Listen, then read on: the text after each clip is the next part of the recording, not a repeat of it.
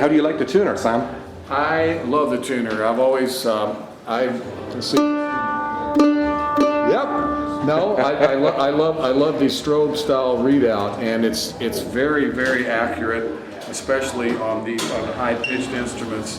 And I can even, because of this adjustable feature, I can even use it, for instance, to tune my fiddle. Yes. And just put that on the fiddle bridge, and it's right there. And because of the adjustability of the sideways or back and forth.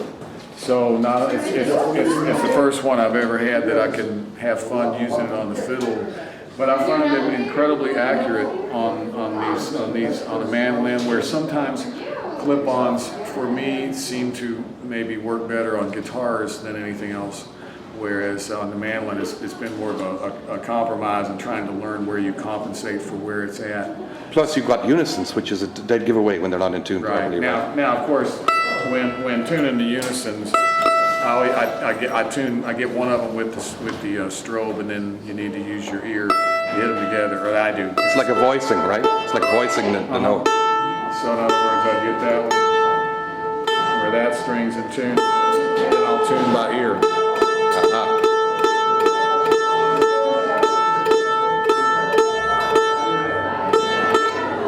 Nothing will drive a mandolin player buggy more than when your pairs are not together. It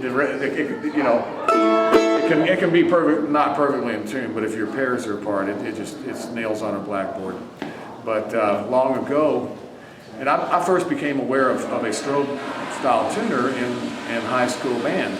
I graduated from high school in 1970, and our band director got so tired of hearing the horns out of tune and everything that he got to school to buy a strobe tuner. It was before, I don't know if there was a Peterson company back then. Was there? Yeah. So there were two companies, Kahn and Peterson. That's all they were for any tuners. There was no other tuners. This was a Kahn strobe tuner. And yeah, every horn player would stop on their way through the door and tune with that strobe. And it was amazing how much better it made our band sound. We weren't exactly the #1 band in the state of Kentucky, but we had fun. And then years later, when we had our band Newgrass Revival, Curtis Birch, our guitarist, is so good at tuning different instruments. He can tune mandolins, banjos, that we discovered if Curtis tuned all of our instruments, if one person tuned all our instruments.